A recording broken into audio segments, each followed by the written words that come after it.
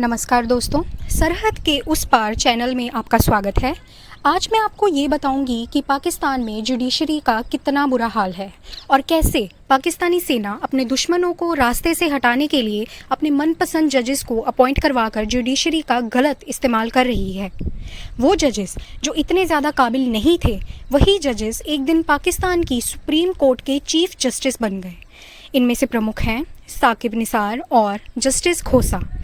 दोस्तों, पहले हिस्से में मैं आपको दिखाऊंगी पंजाब हाई कोर्ट के पूर्व चीफ जस्टिस और सुप्रीम कोर्ट के जस्टिस इजाज़ अहमद चौधरी के इंटरव्यू का वो भाग जिसमें वो बताते हैं कि कैसे आईएसआई ने उन पर जजेस की अपॉइंटमेंट को लेकर दबाव बनाया।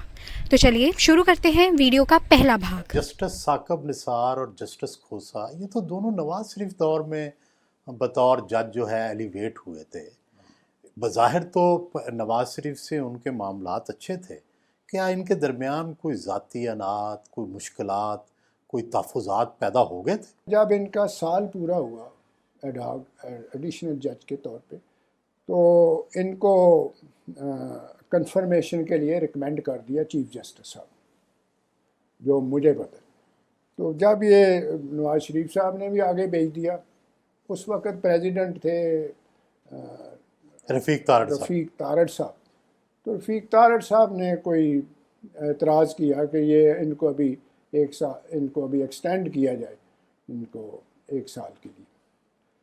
तो वो जो मुझे पता है, उस वक़्त हमने पढ़ा था कि नवाज शरीफ साहब जो हैं, ये प्रेसिडेंट हाउस में मेरा लोगों ने बताया कि प्रेसिडेंट को मिलने के लिए प्रेसिडेंट हाउस आए, लेकिन प्रेसिडेंट साहब उसको नहीं, इस बात पे अड़े रहे।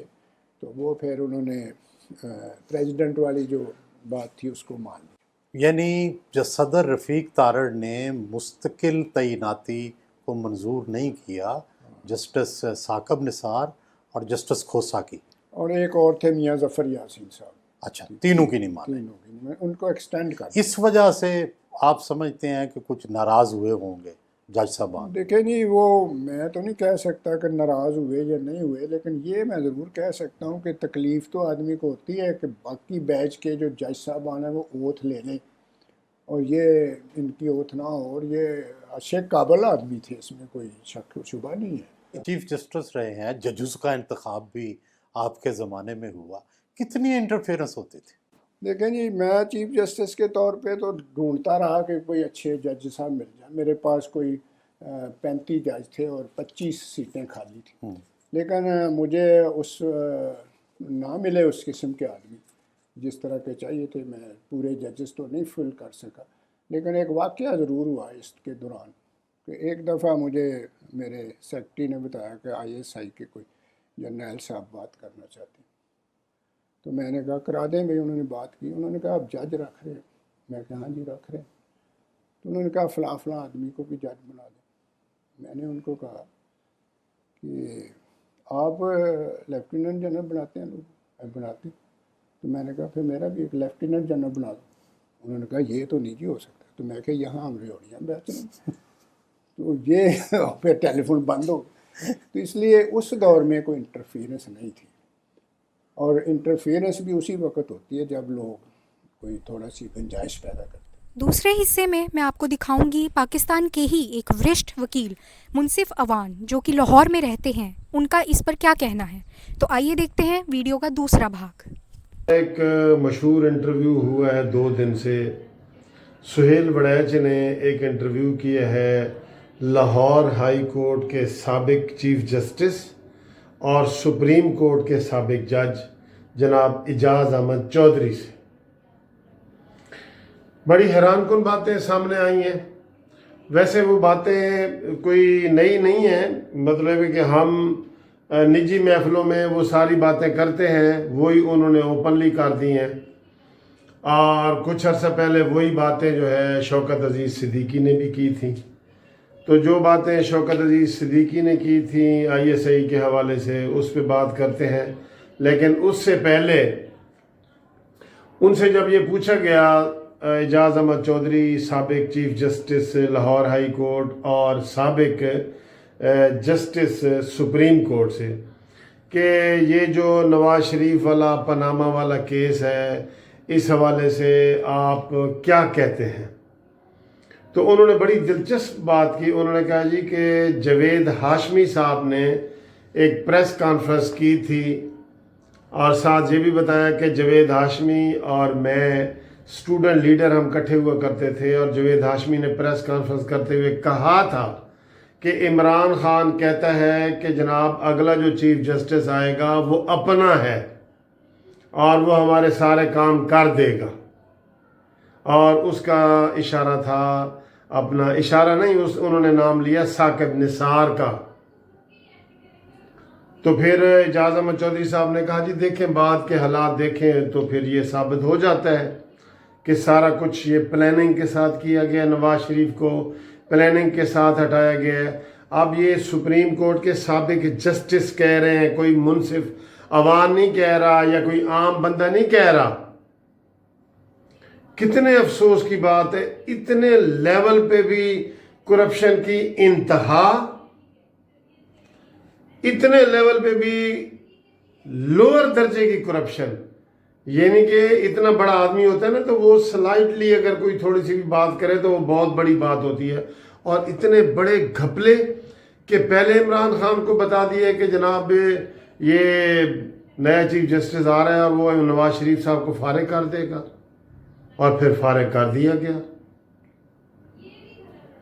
بہت افسوس کی بات ہے، بہت افسوس کی بات ہے. اور یہ ہمیں پتہ ہے سب کو، لیکن یہ ایک چیف جسٹس سابق بتا رہے ہیں اور سپریم کورٹ کے جج بتا رہے ہیں تو یہ بات جھوٹی تو نہیں ہو سکتی. پھر انہوں نے قاضی فائز عیسیٰ کے حوالے سے بھی کہا کہ یہ بھی نامناسب رویہ ہے کہ ان کو جناب پابند کیا گیا ہے.